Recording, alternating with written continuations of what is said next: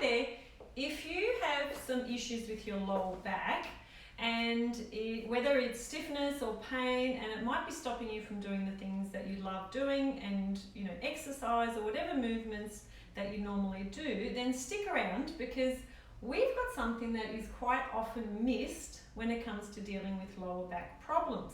We do. So hi everyone, I'm Lisa, this is Britt. Hi guys. And we're chiropractors at Errol Street Chiropractic in North Melbourne.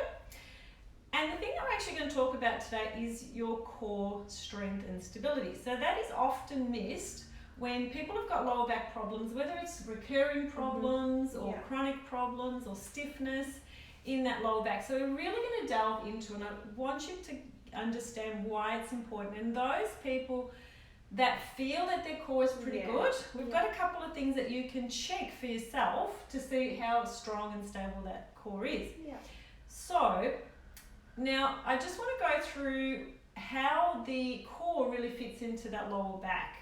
So 3 things when we're looking at lower back that we need to happen. Now this is just a plastic model of the spine.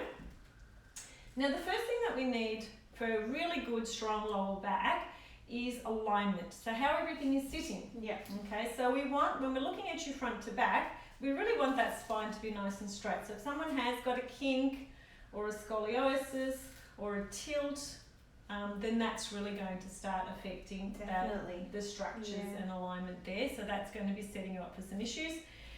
So yeah, alignment's number 1. The second one is function. Yeah. So how are all those joints moving? All the joints in the lower back and pelvis need to be moving well for your brain to be getting all the messages from that area, and that feedback loop needs to be happening when that spine is moving well. If it's not moving well, we're going to have some issues in that lower back. So that's number 2. Number 3 is the core muscles. So the core muscles are the muscles all around the spine. Yeah. Okay.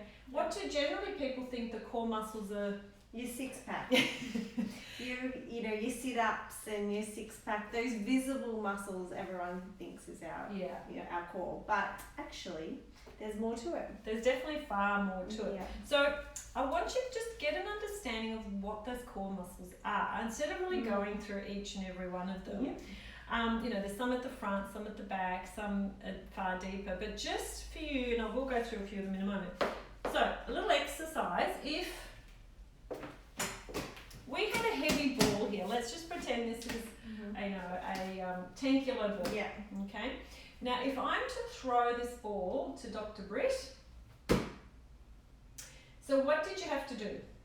I had to brace myself, ready to catch it, so that I could carry that weight and distribute it evenly through my spine. So if you didn't, this is a 10 kilo ball, if you didn't, what would happen? Well, I could fall, either the weight would kind of hit me and then fall, so I wouldn't have that stability to take on that weight. Do you reckon you might hurt that lower back? I would definitely hurt my lower back, especially if that's a 10 kilo weight being thrown at you. Yeah. So just that idea of, that whole bracing. Yeah. So the core is really all the muscles all around, and they're quite deep. So you've heard of your transversus abdominis. There's also some muscles, the little muscles in the back called the multifidi, and a lot of them are stabilising muscles. And then you've got your ones on top, which are more visible. The more movement ones. I like the analogy of a corset. I've heard that a few times, and I always think about our core like a corset around the spine, so it holds everything together.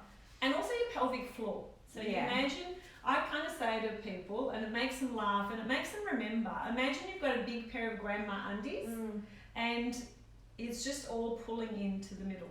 So your core is important for strength, for stability, for your balance. Like if I threw that to you and your core wasn't strong, you'd probably fall over as well.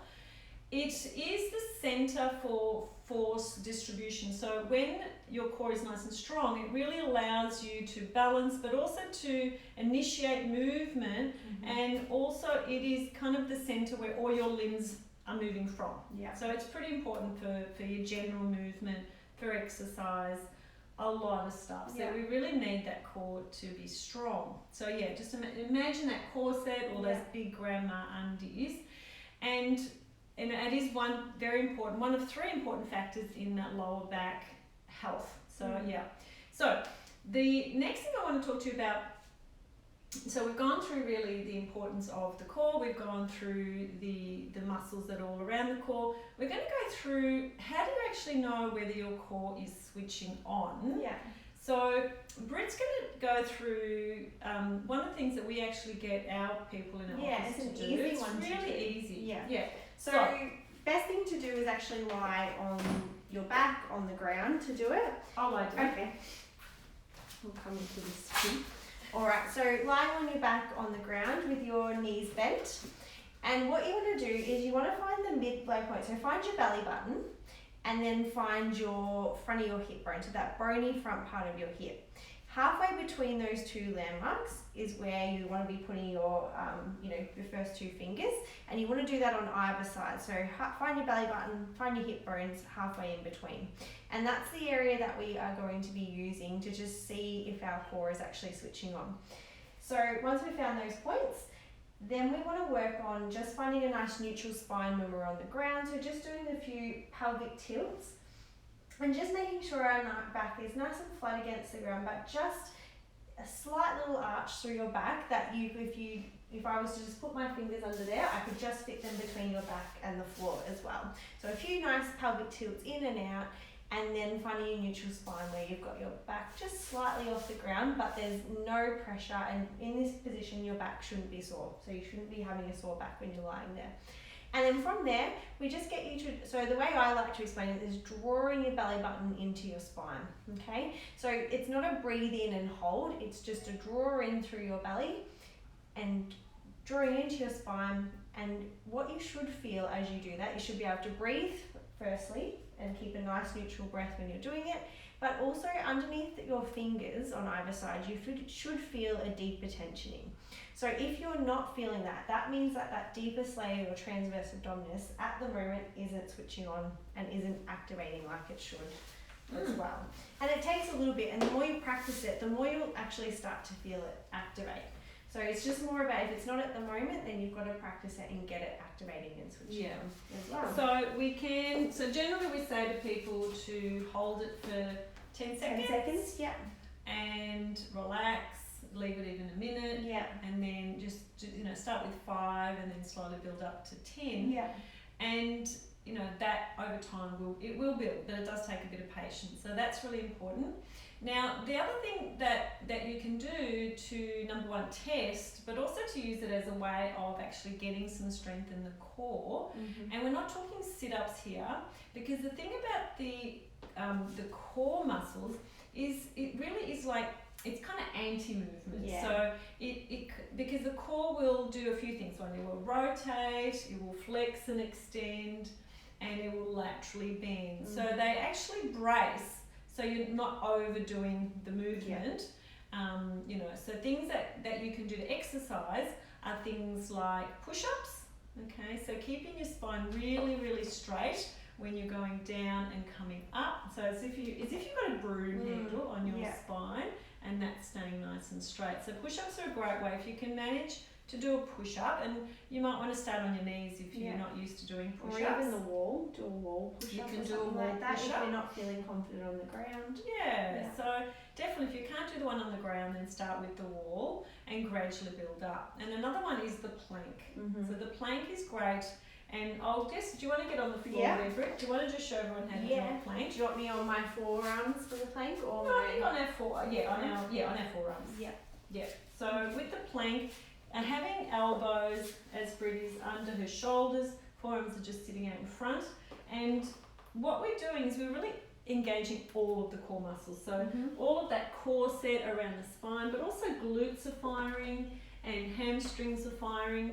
And she's just got a really lovely form there. So if you find that you can't do that, obviously your core muscles are quite weak and need a bit of work. So you can start, thanks Britt, you can start with just, doing 5 seconds. Yeah. And then build up. Ideally you want to be able to do 90 seconds in that hold. Mm-hmm. So when you get to 90 seconds, you're doing really well. Yeah. You can then do a side plank. So you can do a left side plank. Did you want to show the guys? So you can do that either like one knee down, or you can do it with both legs out. So you can do it onto your elbow, and then you can have both one knee down and one leg out. So your bottom knee down, and then up. So you want to be nice and straight. So spine is straight, but also shoulders and hips are stacking on each other. And the other way that you can do this is legs straight. Both legs straight. Yeah, and feet on, that's it. Yeah, and it's making sure that spine stays straight. And then obviously trying the other side. So first try, remember if you're in pain, don't really want to be doing this if you're in pain, but you should be able to do that for 30 seconds. So if I'm playing for 30 seconds, now your core is doing a really, really great job. And that takes a bit to work up, especially if you haven't been one to plank or you're just working on regaining some activation. That takes a bit of time. Yeah. And what we tend to see as well in the office here, you can come up, Britt. What we see in the office is an imbalance in a lot of those core muscles. So if your glutes aren't firing, then that really does affect that whole posture of your pelvis, and that can really cause that lower back to work too hard.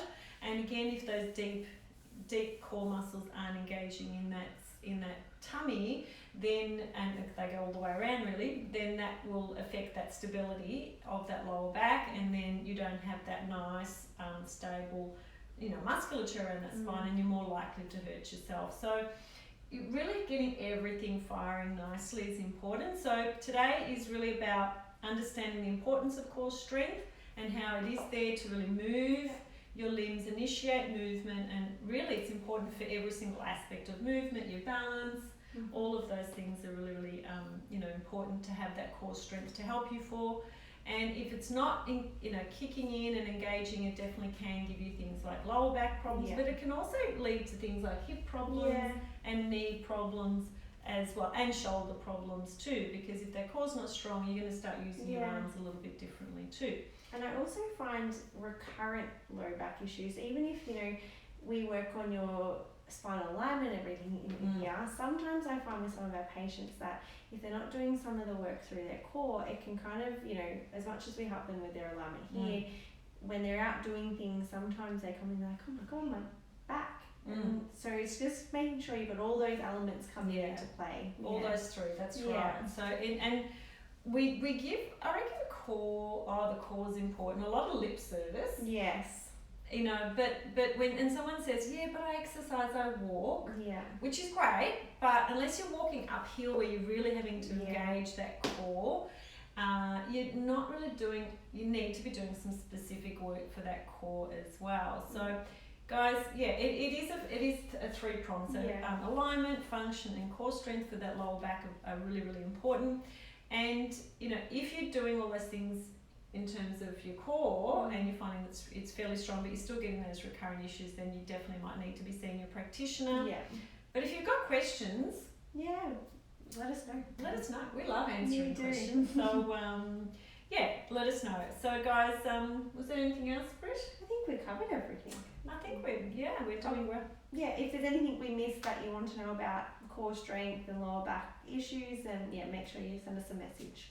Beautiful. All right, well, there's a bunch of people watching today. I'm sure there's some waves there. So thanks, guys, for listening. And I hope that this has helped today. It is about giving you information that will help you live healthier, happier lives. So until next time.